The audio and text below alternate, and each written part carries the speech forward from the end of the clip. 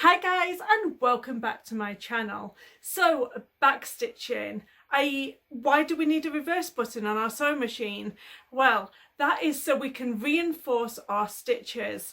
When you are new to sewing, you may forget this part of sewing, but it's very, very important. So when you first start sewing, you should always take a few stitches forward, press that reverse key, go backwards a few stitches, say about 3 or 4 stitches, and then move forward.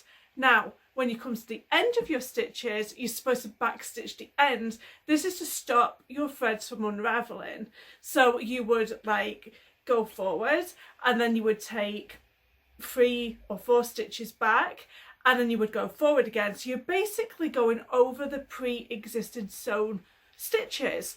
What some people actually do as well, they take it a little bit step further. So they will twist, so they would do their stitches and they would backstitch pressing that reverse key, and then they would twist their fabric 180 degrees and they would go forward again and then reverse again. So kind of creating like a crisscross, literally like sewing them stitches in, and they are going nowhere.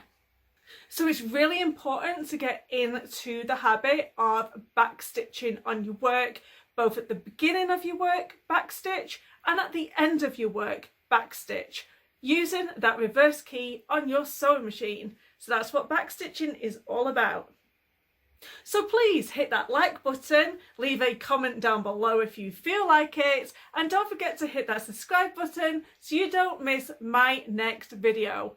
Thank you so much for watching. Bye!